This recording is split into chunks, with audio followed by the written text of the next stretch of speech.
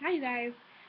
So welcome back. This is another video. I'm going to briefly kind of talk about Louis Vuitton bags versus owning a Louis Vuitton and renting a Louis Vuitton or any other designer bag for that matter. There's a lot of companies out there where they'll offer that you can rent your bags out or you could rent a bag. A lot of like big companies. Now, what I like to do, and I'm going to kind of explain this, is how you can make lots of money off your Louis Vuitton bags. Louis Vuitton bags are a really good investment. A lot of people will buy like computers, or I buy a lot of Apple products. So when a new phone or a new something comes out, I like to keep the box. And then let's say like the iPhone, I have iPhone 5, when the iPhone 5S comes out, I can easily sell the iPhone 5 still, maybe losing like 50 to 100 bucks in its actual value, and then be able to buy the new one, which is still a great deal because there's always something new that they're always coming out with. They're always going to continue coming out with a new item, the latest marketing item on the market, and that's how companies make business. And when I look at Apple, they constantly come out with new phones, new computers. I have the iPad mini that is already outdated because there's a new iPad Air. Things like that come and go so fast. So it's really good to just kind of figure out what brands are the best brands and the most like desired brands to buy, and then to invest your money in that way. So the reason to help with money right now was I was kind of just demonstrating. My thing is I buy designer bags. I used to buy Coach bags, and Coach bags unfortunately do not have very good resale value. So if you do go to buy one and you try to resell one, you're probably only going to get about half, maybe less than that for what it's worth. I literally have tons of Coach bags still in my closet that I've tried to sell or had not tried to sell because I know it's just not going to be worth it.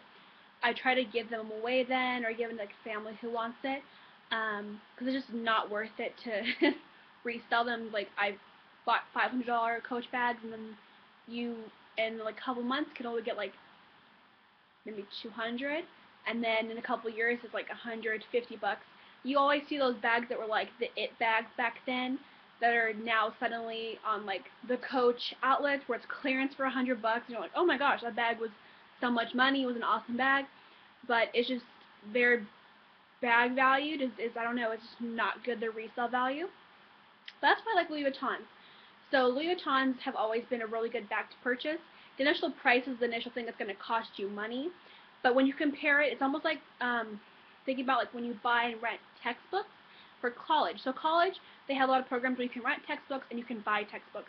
I always try to buy the textbooks because if I pay $80 for a textbook and renting 60, if I sell the book and I can sell it for 60 bucks, I'm making back my $60 and losing $20.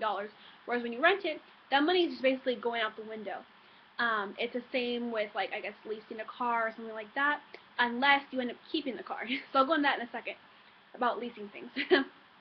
um, so Louis Vuitton, I do recommend that. I've looked at a lot of websites where you can rent bags, like Bag, Borrow, or Steal. I think that's the website. The bags are a lot to rent. They come on a weekly basis, or you can do it by a monthly basis. The monthly basis is a pretty large amount of money, and if you use it maybe for a couple months, you're pretty much paying the same exact price you would if you had just bought one, either on eBay or possibly a new one from a Louis Vuitton store. But there's a lot of good deals. Like if you look on eBay or on Craigslist, you could get a really good bag that's virtually brand new for the same amount of price you're going to be paying to rent it. To me, I'd rather own the bag than to rent it. Plus, you never know like what kind of accident you have. Like my bags, I always have pen marks. I had a Louis Vuitton Artsy, and I spilled like a water bottle opened up and spilled all inside of it one time. So you never know. Like there's always unexpected damages that can happen, and then you'd have to pay that back, or maybe lose like deposit money on that kind of stuff. So that's always a risk that it poses, I guess, as well. So what I like to do is I like to buy the bags, and then when I want to buy a new bag, I try to sell that bag that I had previously. So this past week, I actually sold my Artsy, my Galleria, and my Today Delightful as well. So I sold 3 bags in a matter of like a week, and I've made over $1,000. Obviously, this is actually the cash that I got from there. Um, it's a lot of money. my mom, my mom calls me crazy because literally she's like, "Oh my gosh, like how much money did you get?" But literally, like I bought the Louis Vuitton Artsy for over 1,000, like 1,200, I think, or yeah, 1,200. That's the right way to say it. 1,200, and I sold it for 850. I kind of try to be like lenient on how much I get back because realistically, I think of how long did I use the bag for? What kind of damages did the bag accrue? Like, did anything happen to it? Like, that bag had the water bottle spilled. It had extra pen marks that I had created. So there's some more wear and tear that I had created onto the bag. Other bags, though, like my Delightful, I only bought for $500 and I still sold it for like $50 less.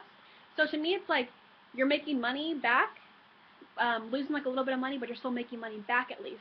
Whereas renting, you're losing all that money. You're not going to get any money back at all. I would definitely recommend, though, also, if you're going to be selling a bag, to sell it on Craigslist, or I would not say eBay. I'm not a big, even though I shop on eBay, I'm not a big supporter of eBay selling. I'll say why in a second.